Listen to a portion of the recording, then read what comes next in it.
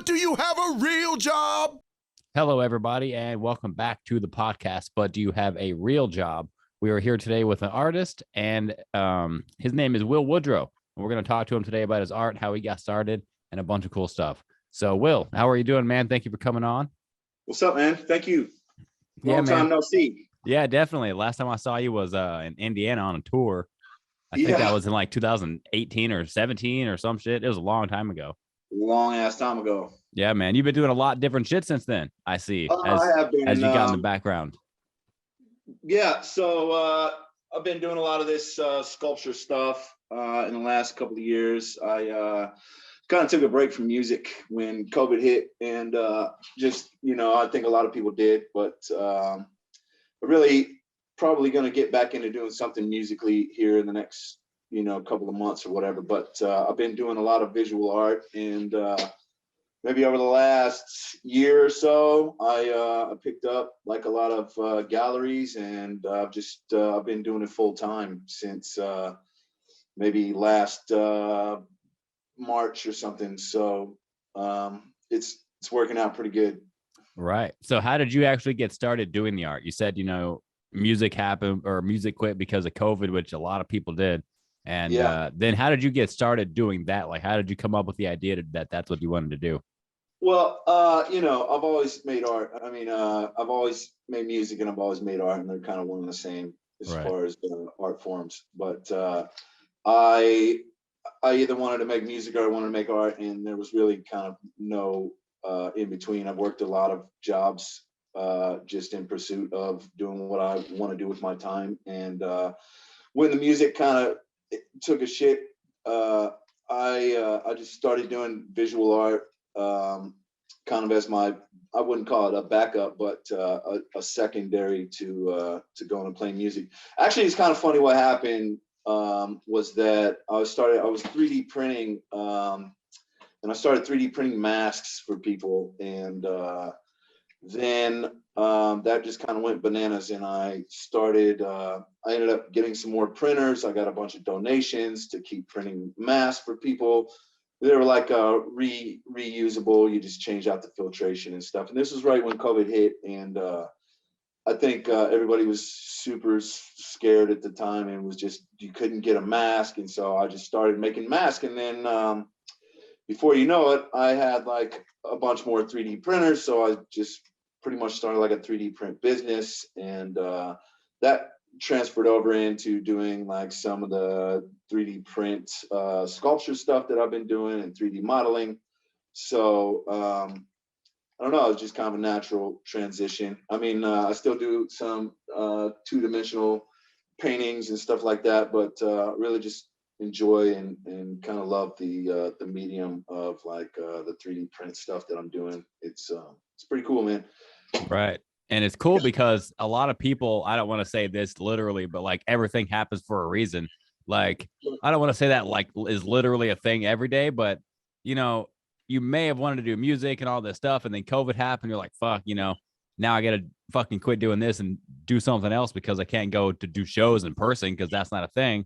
And then you do the mask. I remember seeing that all over Facebook because everybody wanted one of those masks, and you were on back order, and you were ordering new 3D printers, and you had people helping you fund it. And then that ends up, hey, I want to fucking use these 3D printers for some art. And then now you're doing that full time. And that's crazy how that ends up working out in the long run whenever you just keep working at what you're doing. Yeah, so I ended up buying a building, and it's a pretty big space, and it's more or less just a giant art studio, and there just so happens to be like a 3D print business in here. So we do parts for people and things like that, but for the most part, we're just like modeling and doing like art with it.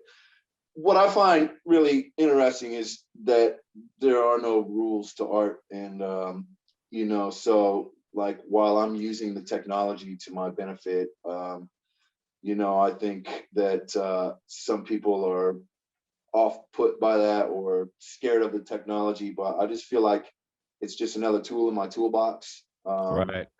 I can sculpt out of cement or fiberglass or clay or whatever, but I feel like just the stuff that I've been able to do with computer technology and graphic design and 3D modeling. It's just really taking my stuff to another level, and it reflects because I've really gotten some great opportunities from going in the direction that I'm going in, and I love doing what I'm doing. So pretty cool to be able to do it full time now.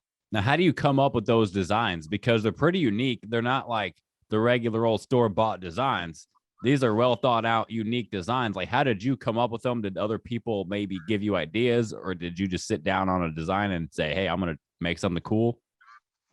So I think that I'm just kind of inspired from a lot of different directions. And I sometimes take like an idea and mix it with another idea. This space chimp behind me here, the DJ record player,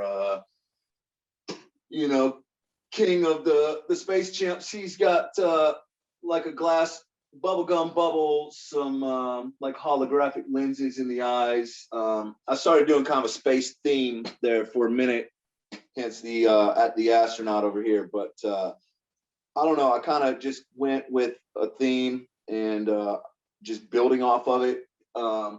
If you see, there's like the Jeff Koons dog balloon here, and I kind of just remixed that idea. It's not a new idea or anything, but there's a one peeing on a fire hydrant here behind me, and just taking like whatever somebody else's idea, making it my own. The astronaut's not a new idea. I mean,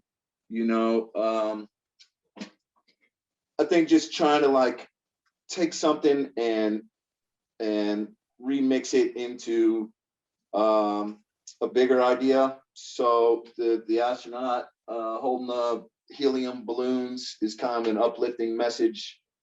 The chimp over here is kind of a message about progress, so I try to come up with like a deeper kind of a message behind the pieces that I'm doing.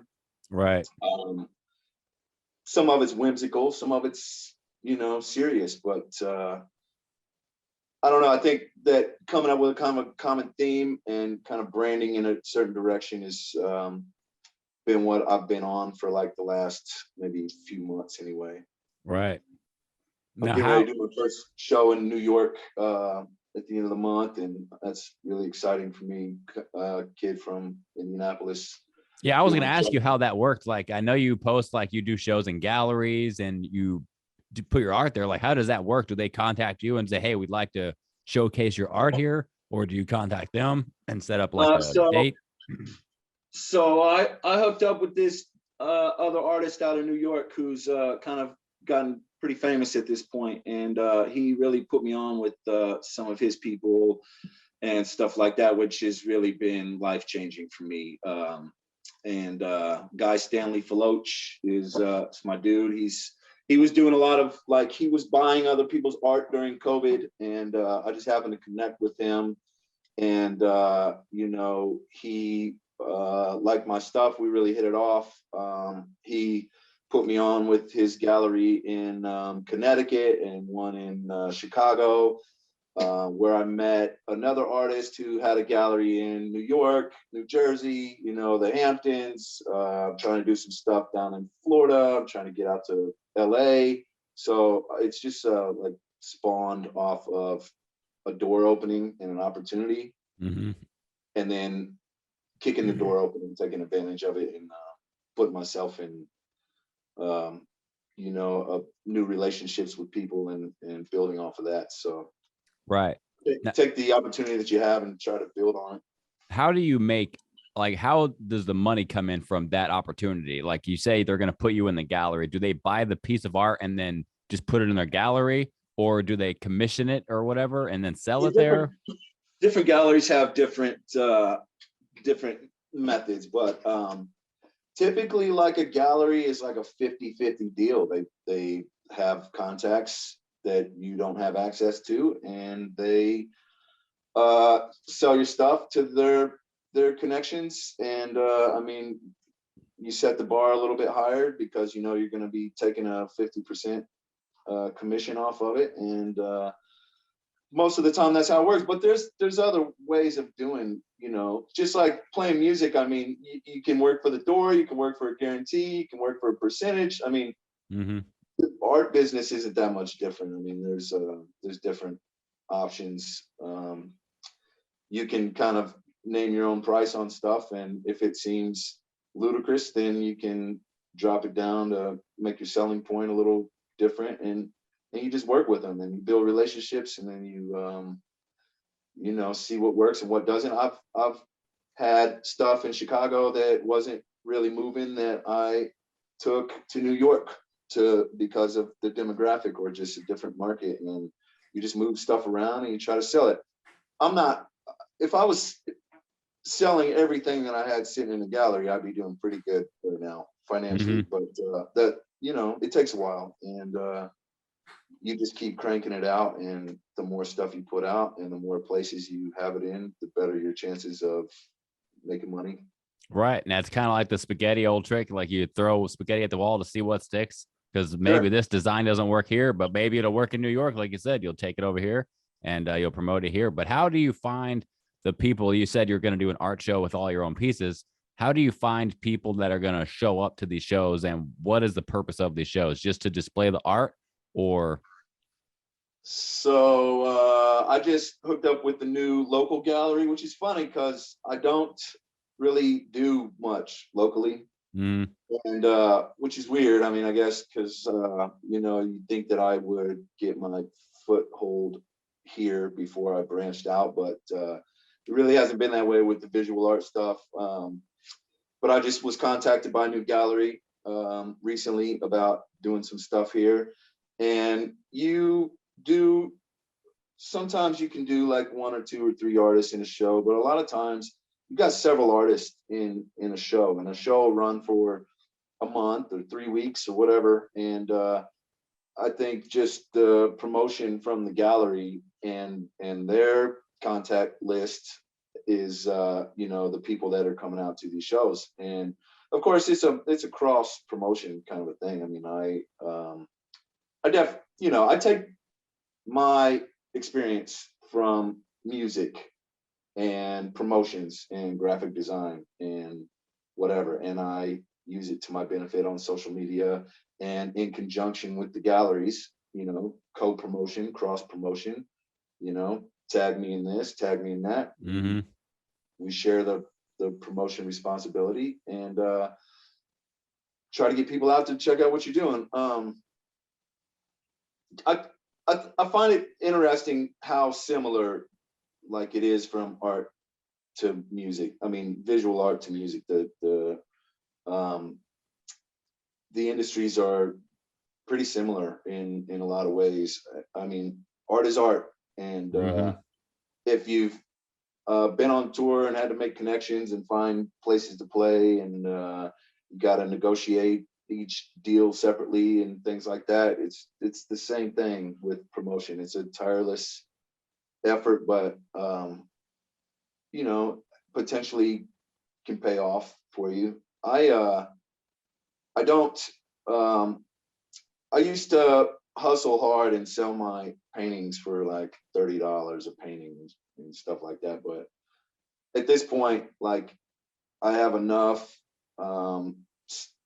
pieces sitting around that if they don't sell for a few months or whatever, then I just keep creating and just kind of wait for that to trickle in. I'm not selling stuff like, you know, like crazy every day or anything, but when I do sell a piece, I set my own bar, and so, you know, I reap the benefit of like setting my own price and stuff, which that's the benefit of the galleries to me, is that you're put in front of a new audience that is kind of a higher caliber of art buyer. Right.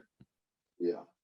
And it's crazy too, because like you said, you don't have to be in the local area to really get your foot off the ground, because the internet has made everything. You can go anywhere in the world on the internet and promote your shit. Right. Yeah. And it's crazy.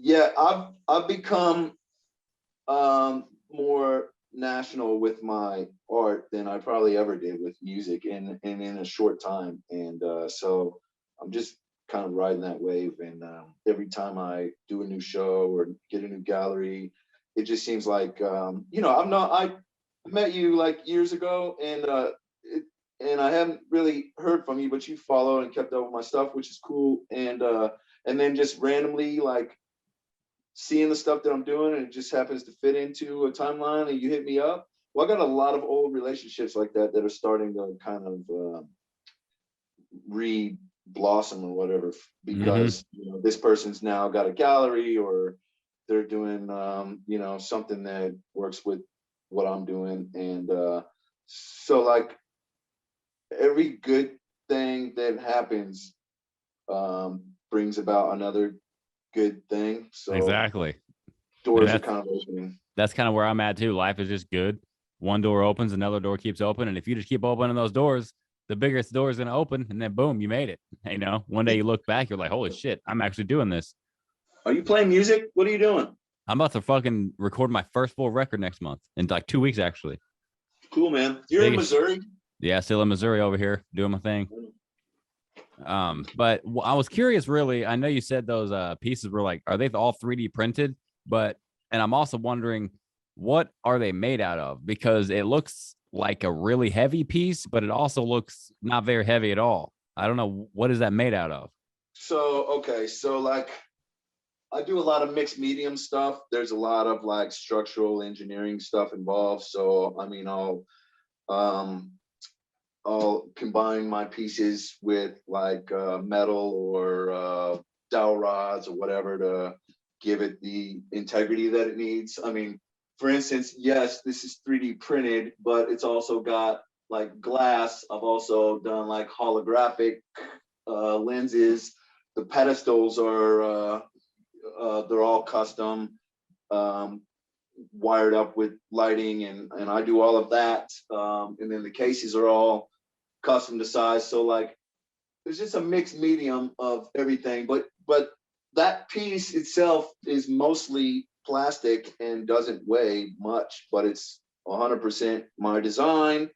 And you know, there's a perfection that comes with like the 3D print medium that you can't get by hand sculpting a lot of times, Right. Which it all happens in like the 3D modeling phase. But you know, I'm doing okay with what I've got going with the 3D print stuff. It's a cool medium. I love what I'm doing, and I guess maybe someone would call it cheating in some kind of a way, but I feel like, man, if they could do it, they would. And like I said, you pretty much use all the tools at your disposal, and I don't think there's any real rules to how you create a piece. And Right. like these are pretty unique pieces. It's not like you know, I'm just copying a bunch of Spider-Man or Right. Like Star Wars shit, or just the mainstream, what they're selling is what you're doing. Right. Right. I'm curious, like, now you got those designs back there. You make the design, you create it, you 3D print it. Now, do you have like a mold of that design you can just do over and over again, or do you have to recreate? But I don't really do like a lot of production stuff. I'm doing a series of 10 of these astronauts, and this is actually like number 8, I think. So I'm almost done with my limit on that, but I don't do a mold. There are some things like that piece in the background is a mold, and those are resin casted, and it's 3-dimensional, but they're like a 3D wall panel series and stuff like that. I do make molds for like silicone molds and reproduce, but I don't really want to get into like a heavy production type of thing. I love doing custom kind of one-offs, and at maximum probably like a series of 10 of a certain piece. Right. And then move on to the next thing, because I mean, the whole reason I do this in the first place is it's an outlet for me creatively, and I enjoy the process of like doing it once and then learning the next thing, rather than just a production style. I feel like that kind of cheapens it when you do too many of the same piece. Right. Now, how much of that is 3D printed? Like whenever you get it, it comes out. What do you have to do to make it look like that? Not like that, what we're seeing right now. Oh man, so there's a lot. I used to own a custom shop, like cars and motorcycles, and so I learned a lot about like body work and paint. And I have a spray booth and a body shop, and so like when it comes off the printer, you got a lot of body work to do, and there's a lot of like lines and stuff you got to hide. And if you got several pieces you got to put together, you got to seam them and then make those seams seamless. And so I mean, I've come up with my own proprietary like spray fillers and things like that. And then you do an awful lot of hand sanding. Everything's by hand. And then of course, once you get it to where you feel good about it, then you still gotta, you know, paint it, seal it, you know, all of that. So it's there's a lot of handwork involved. I think people think probably that you kind of like, it's like a Xerox machine and you just print it and then it's done. But that's right. really far from the truth. I mean, I would imagine. How long does it take to do a piece like those in the back? well, so like this one is 1, 2, 3, 4, 5, 6, 7, 8, 9, 10, 11, probably about 12 to 15 different pieces that, you know, you gotta like work on separately and then piece it all together and then make it look seamless. Wow, So, that looks like one solid piece. Like it came out like that. right. Well, that's what I'm saying. I mean, but it's not. And it's big. I mean, you know, 18 or 20 inches tall or something like that. But, you know, and then there's, like I said, like kind of a mixed medium. You got the glass bubble. I got a friend that blows glass that did that for me. And I try to keep with like the mixed medium style on some of the pieces that I'm doing. But yeah, I mean, in order to make it look like that, there's a lot involved. So. Right. But how long does it take, you think? Like roughly? I'm probably somewhere in the neighborhood of like this piece was probably like a week. That piece was probably like a month. Wow, that's crazy because you can't, I imagine you can't just sit down and do it. Even if you want to do it all in one sitting, you can't do that, right? No, you got several days involved. And I have a partner who does, you know, half of the sanding work and just a lot of the leg work on stuff, which I mean, it helps speed up production, but still we're, you know, even if we both work on a piece, I'm always working on like, I don't know, several 10 pieces at a time. I'm never working on just one piece. Right. So to get it down the line, I mean, I have like a production line kind of. I have a print shop, body shop, paint booth, photography studio, which is kind of where this is, shipping department, and it all kind of flows in a line. But even to just get it down the line, you're looking at you know, several days at least just in handwork, sanding, and so there's a lot of like real custom hands-on stuff. It's not right. printing. People like that. I've learned. I run a head shop here in where I'm at, and it's like a head shop, smoke shop or whatever, where you sell glass. And I've learned people love custom local shit. They don't want the factory made, you know, everybody's got the same thing over and over again. They love that custom. Somebody's hands were on that and made my piece custom to me. Yeah, no doubt. And with that comes garners a certain price. I mean, you know, you can't give it away. And I don't think people realize how much time is actually involved in making a piece or how much money. I mean, just like a display is, you know, $500, $600, $700 just in lighting and the plastic and the wood, and that's without like labor. So I mean, you know, selling my pieces for what I sell them for now, there's a good chunk of that is just literally cost before I even do the work. So it's now, does it come with a display like what you're showing back there, like that wood box? So each one of those comes with what is on it. So I mean, this piece is 6 feet tall from the base, the floor to the top of it with the case, and everything comes with it. So yeah, it's all sold as like a package. That's deal. Crazy. I didn't even know that. I thought that you would just give them, and I was wondering, like, do people normally display it as is, like just like that? I think a lot of people like even in the galleries, I feel like they don't realize that they're getting the case, the pedestal, the Right. lighting, all of that, which changes their tune as soon as they realize that they're getting like the whole package. And Right. I think most people don't realize that at first, but yeah, that's how I sell my stuff, is part of an experience, not just a piece that sits on your table. So That's what I was curious about. Do people like, I mean, I guess that answers my question, because I was wondering, do people take that little display case off so it's like in the open? Because I feel I mean, like you can. you could do that, but now that you're saying all that, it makes more sense that it's displayed just like it's this. Yeah, so my displays, I do everything custom. I actually order these, so I outsource like the cases, but I have these made and I get them raw, and I have to do all of the body work and paint and wiring and lighting and everything. But there's a piece of polycarb, like translucent polycarb, and underneath that is a light. So the light is like recessed down in here. And so like just to get, like this one is actually the same as this piece. I just didn't have a custom display for this one. But this piece sits recessed. Like there's a light here, then there's the polycarb, then the case sits recessed inside the lip so that you can't knock it around, Oh, nice.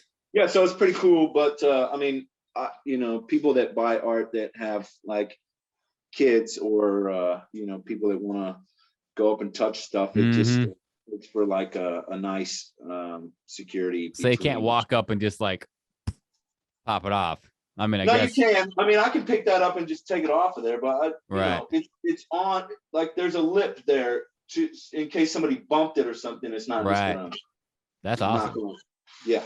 Now, obviously, if you don't want to tell me your prices, you don't have to. But I'm curious how much, like, if that was in a gallery, how much I would be looking at paying for it. Retail and wholesale are kind of different. Like let's say I'm like just trying to buy it to put it in my house. So I'm retailing these astronauts in the galleries for like $5,000 right now. That's not what I was imagining. Yeah, and I mean, if you bought it from me directly, you'd save some money because I'm essentially there's like no 50-50 split, like 50%. So I mean, yeah, you can buy stuff from me directly, and I'd probably have to get like $5,000 out of that to make it worth my time. Just like I said, just in the effort and display and right, everything. So, yeah. Now, once let's say you buy it online, do you ship that? I would imagine it would be hard to ship. They are, but I mean, we got a pretty good system down. We use a lot of foam and bubble wrap and double boxing and stuff like that. So we've got a pretty good grasp on like how to ship our stuff without it getting broke at this point. I've had a few mishaps, but yeah, I was curious. Have you had any issues with that in the past? A couple, but I mean, we've remedied it for the most part. I do a lot of shipping, but honestly, like if I know I have a gallery to go to, like I said, I'm doing a show in New York, my first show in New York this month, and they already have all of the pieces there. But if they want anything else for the show between now and then, I'll probably rent a car and drive it there. I also have a gallery in Connecticut not far away that I might stop in and see if we need to move some things around. So there are like art handlers and things like that will move your pieces for you. FedEx and UPS give no fucks if they tear your stuff up. Right. And so, I mean, when possible, I will like transport it personally or try to find, somebody that's not going to tear it up to move it.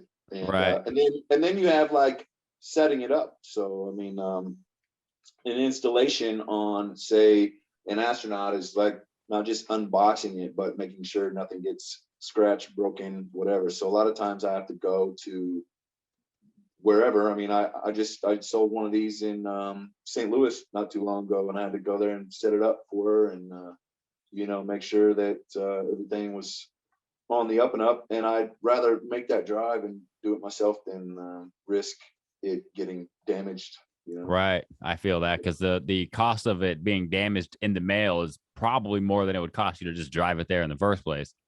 Pretty much.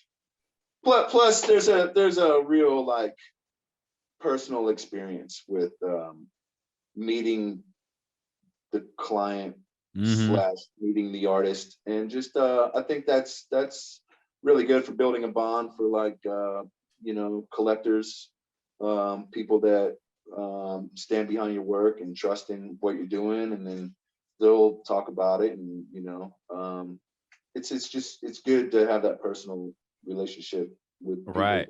showing up and doing the install yourself. And I enjoy travel too, so I mean, Right. And how do people find your work? I mean, you said it's in like galleries and stuff, but do you have like a website or something where you display all of your different items? man, you know, honestly, social media, I just use my Instagram and Facebook, and like I don't sell a lot of stuff through Facebook anymore, but that's where the people are, so that's where I do my promotion for my work. And a lot of the galleries and stuff that I'm involved with use the same tools, and so we're kind of in cahoots. If they see something they like and they want a new piece, you know, they know where it's at, and I only have to kind of do it once. I think a lot of like third party websites these days are kind of redundant when it comes to like just putting your stuff out on social, because that's where everyone is. And if you got to take them away from social to drive them to a third party, you know, platform, then social doesn't like that, because you're taking away the client or customer from their base. But also, like, if they can get all of their stuff in one place, I don't really see the point in having that third party site. However, I have considered, you know, just selling some stuff on like eBay and stuff like that.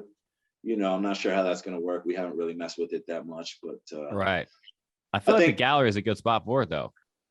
It is, you know, if it's in the right market. So like, for instance, I have a hot air balloon piece that is in Connecticut, and I feel like that's a good place for that piece. But it's definitely probably not going to work in like an urban area, right, and that kind of thing. So you have to really kind of strategize and plan out like where your piece is going, what their market is, but otherwise it just kind of sits. So then you got to hustle to try to push your piece. And it's got to feel pretty surreal though, coming up with a design after you've made masks. Like, this had nothing to do with anything, you know? And then you said, hey, fuck, I'm gonna do these designs. Hey, this is actually pretty cool. And then you walk into a gallery and your shit is just there. It's like, that's got to be so crazy. Yeah, it's you know, it's funny because I had like been touring. I was making okay music, making okay money playing music for a little while right before I kind of just put it on the back burner. But you know, the whole thing about like signing a record deal and stuff like that was cool, but then to turn around and then all of a sudden now I'm just going to switch gears and make art, and also now I'm in galleries, and now I have a show in New York, and now I'm in Chicago, and now I'm selling stuff, and now I'm meeting celebrities, and now I'm doing, yeah, it is totally surreal. It's I can't believe that I've achieved this many of my personal like artistic goals, you know, and I'm super grateful for everything up to this point. I think that it's just going to continue to grow from here, and the kind of the last thing that happens is financial success, and that's really all I'm waiting on here. But as far as the rest of it, like being on the playing field with artists from New York and Chicago and other major cities, I mean, that's a big deal to say that I can stand on the same platform with these people and my stuff is just as good. Right. And I deserve to be there. I feel like that astronaut piece is like one of those pieces that you can take and look at and think, wow, this is like fucking cool. Like I was saying earlier, it's not one of those store bought fucking pieces. It's like legitimate piece of art that people can love forever. Yeah, and I think that like there's a message behind it. Like the piece is called "Sky's the Limit," and it sends the vibe that like you can do anything. And I think that those personal messages that are attached to the art make it relatable and connectable to people, and give them inspiration. And I think that for me as an artist, the entire point in like making art is to inspire, Right. and if I can convey that message, and sell a piece. One of the coolest things was when I had like an astronaut sitting in the window of a gallery, and all the little kids would walk by and just, really love the piece. Mm-hmm. That's like payment enough, I guess, to an extent. You still got to eat, but that's that feeling that makes it worth doing. Right. And it's one of those things where your art is so unique and creative that when people see it, they don't think, oh, who made that? They'll know, oh, that's that Will guy. That's that Will's art, because it looks so unique. When you listen to music, like you were saying, they're so intertwined. Where you listen to a certain band, you're like, dude, I know that song because I know that band, and that's how they sound. And that's you them. got your own vibe. Right. Yeah. And it's freaking cool that you have that going on. But I'm curious, like, is there something specific that you did that, because I would say you're in a pretty good spot right now, and you're on the up and up. You're not on the trying to figure it out. You've already figured it out. You're doing it. Now you're just kind of like making it perfect. You know what I mean? And I'm curious, is there something that you did specifically that helps you grow as maybe an artist or a business person and help this business, fluster? Yeah. So again, meeting the right contacts has a lot to do with where you're going, and having somebody to help give you a little bit of a push. And I think that I would still be doing like First Friday shows and, setting up on the sidewalk for like festivals or fairs or something, trying to push my art, if I didn't have that opportunity. So I got to say, like without making the right connections, it's really hard to catapult your career. Mostly not because you're not good enough, but because the doors don't open unless you get to the right door with the right person. And all I needed really was somebody to help me like get into a couple galleries in the right place, which inspired me and set me on fire to like push harder. So I don't want to call it like luck or something, but luck is opportunity that you're prepared for. And I think that when all of this hit for me, I was like already doing the things that I needed to do.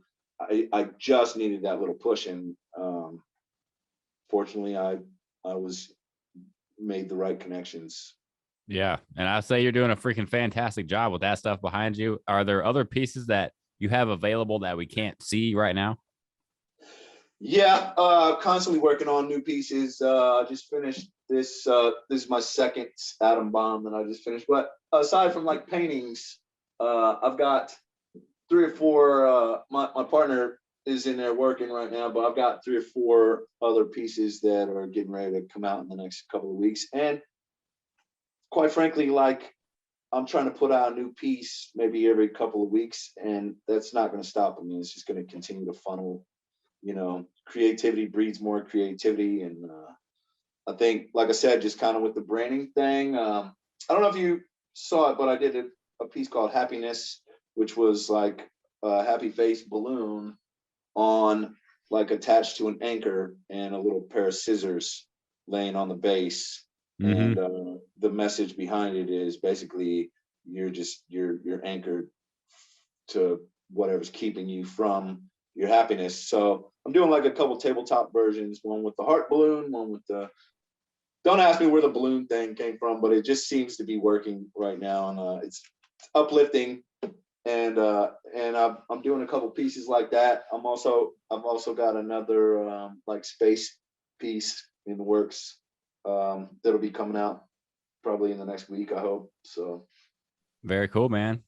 I guess we're gonna go ahead and wrap this podcast up. Where can people find you on Facebook, Instagram, all the stuff? Where can they find you at? And what galleries are you currently in now? If people wanted to go find you, where could they find you at?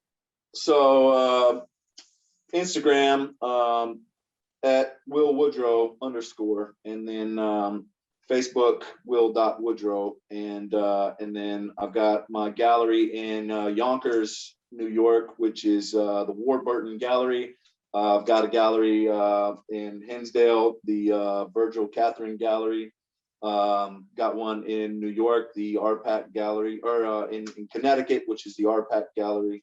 So, you know, those are just a few of the places that I'm doing stuff, and it's all going to grow this year. So I appreciate you hitting me up and let me do a podcast with you and talking about this stuff, man. I appreciate it. Yeah, it worked out perfectly, man. Perfect timing, like you said earlier, because I was just like scrolling around and I was looking for a new podcast guest anyway. And I was like, oh, fuck yeah, this is a perfect guest. He's doing shit that I like anyway, so I may as well bring him on and talk about it a little bit. I appreciate it. Are there any more plans you got going on for the rest of the year that you want to share? You know, a lot of stuff that I'm doing. I got an 8,200 square foot building, and it's 2 stories, and so there's a lot of things that I want to do here as far as just renovations and stuff like that. We got a good deal on the building, and I'm just trying to work on that. But I'll probably end up doing a couple shows here, maybe some music, maybe some gallery type of parties or something here, and I'm just trying to expand and keep growing, and try to put a couple dollars in my pocket to pay for this place. So right, ain't fucking man, ain't nothing wrong with that. People got to pay the bill somehow. No doubt. Well, you know, I call it a real job, but not everybody does, I suppose. Yeah, well, that's actually funny enough. The very last question on this podcast, when I bring people on the first time, I usually ask them. I'm not going to ask them the second or third time, but the first time I bring people on this podcast is called, "But do you have a real job?" What, in your opinion, would be considered a real job? Anything that requires your effort and energy to do, and you trade X amount of hours of your time for. So like the only thing that really makes sense for me at this point, or really ever, is to I've never been really fame and fortune driven, but I've always said that like trading the hours of my life doing something that I love is probably the best thing that I can do with my time. And so, I mean, I consider that to be a real job. Nothing wrong with that. Me too. And I'm not all about that 9 to 5 shit. You know, being musicians, I'm sure you've heard it in art. They're like, I know that's what you do, but like, do you have a real job?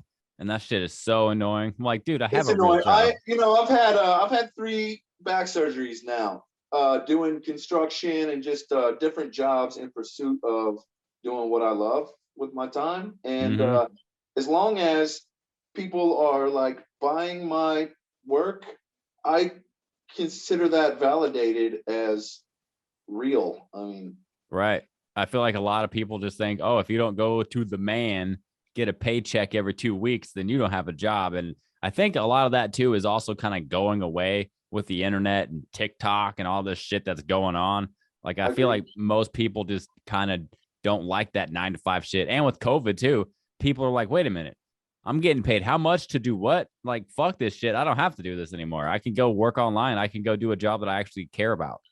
Man, that changed the game so much. Like the Taco Bell up the street's only open till like 3 p.m. and I'm like, what has happened with like people going to work every day? They just don't want to like make nothing to basically put out the same effort as you know, what you would do at any other job. But it's just it's really kind of leveled the playing field for sure, as far as that goes. And I'm cool. I'm totally cool with it. I don't care if less fast food places open. That's fine with me. Pay the workers, and I'm cool with it. But yeah, I saw something about you know, like all the restaurant places, you know, not being able to hire enough people or whatever. But like $2.13 an hour is hardly worth like showing up for when the rent hasn't gone down, and it's just exactly upside down economy. It makes no sense for people to do some of the real jobs that they were doing for no money. So, Right. You're like in Missouri, if you're getting paid like 16, 17 bucks an hour, you're doing real good. But a lot of these fast food places are like, yeah, we'll pay you 10, 9. I know somebody that's making $9 an hour. Nobody wants to do that, especially not as an now. adult, man. You know, when the cost of living doesn't change yet, you're still like minimum wage has been the same for like 20 years. Then Yeah. we got a real problem, and people are just kind of starting to decide that maybe this real job thing is not all it's cracked up to be. So. Yeah, exactly. You're basically a slave to the system. It's like, yeah, just come work and give me all of your effort and energy because then you get off work. You don't have time for other shit. Hey, I'd rather die trying to make it as an artist than to die breaking my back for someone else doing something that I hate. So. Exactly. Even if you're making less money, it's like, fuck it. I'm working for myself and I'm way happier. I don't need as much money. But like I said, Will, thank you again for coming on. It's much appreciated. Be sure to go follow Will online, Will.Woodrow on Facebook, Will Woodrow _ on Instagram. And he's got his stuff in some galleries and hopefully some more galleries coming up in 2022. But Will's a very cool guy. His art obviously is pretty badass. And if you want to go check him out, please do that. And if you're listening to this podcast, you probably already know who he is. So thank you guys again for checking this podcast out. But do you have a real job? And we are out of here. Bye, guys. Appreciate you. But do you have a real job?